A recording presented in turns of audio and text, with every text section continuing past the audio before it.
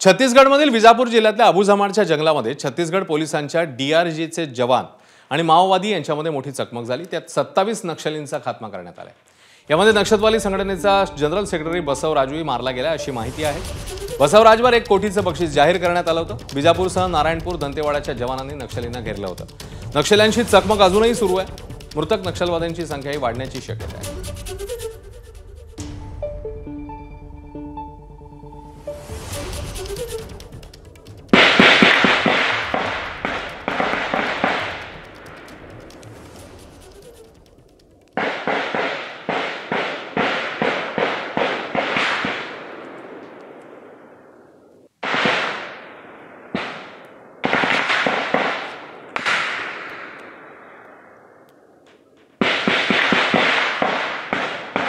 जिस प्रकार से हमारी सरकार बनने के बाद लगातार बस्तर को नक्सल मुक्त बनाने का अभियान चल रहा है, हमारे सुरक्षा बल के जवान लगातार इस दिशा में ठोस और मजबूती से काम कर रहे हैं और नारायणपुर इलाके में मुठभेड़ की खबर आई है। 2 दर्जन से अधिक नक्सलियों के मारे जाने की खबर है।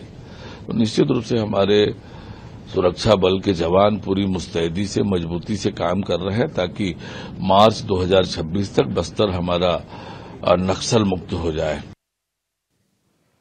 मारला गेलेला नक्षलवादी बसवराज कोण होता ते पाहूया।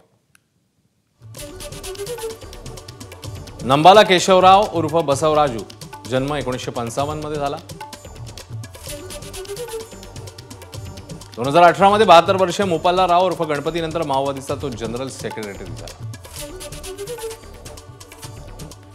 बसवराजू तत्कालीन आंध्र प्रदेशमधील श्रीकाकुलम जिल्ह्याचा रहिवासी।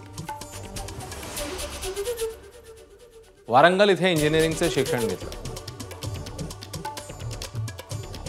इंजिनिअरिंगच्या ज्ञानाचा पुरेपूर वापर नवनवीन शस्त्र तयार करण्यासाठी त्यांनी केला। बसवराजू आयईडीच्या स्फोटकांचा वापर करण्यात निष्णात आहे। नक्षलींना गोरिल्ला वॉरसाठी तयार करण्यामध्ये त्याची प्रमुख भूमिका राहिली आहे।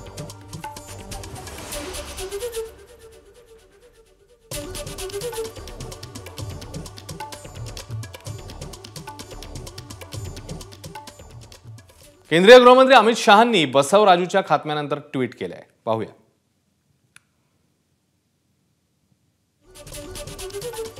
छत्तीसगडमधील नारायणपूरमधील ऑपरेशनमध्ये सुरक्षा दलाने 27 घातक नक्षलींचा खात्मा केला।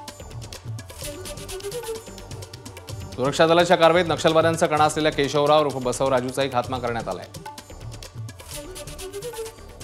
नक्षलवाद संपवण्याच्या लढाईतलं हे एक ऐतिहासिक यश आहे। 3 दशकांपासून नक्षलवादाविरोधात सुरू असलेल्या सरकारच्या कारवाईत पहिल्यांदाच सर्वात मोठ्या नक्षलवाद्याला ठार केलंय। या यशासाठी आपल्या शूर सुरक्षा दलाचं आणि यंत्रणांचं कौतुक करतो। ऑपरेशन ब्लॅक फॉरेस्ट अंतर्गत छत्तीसगड, तेलंगणा आणि महाराष्ट्रातून 54 नक्षलींना ताब्यात घेतले तर 84 नक्षलींनी आत्मसमर्पण केलंय। 31 मार्च 2026च्या आधी देशातून नक्षलवाद संपवण्याचा मोदी सरकारचा दृढ निर्धार आहे, असं म्हणतात केंद्रीय गृहमंत्री।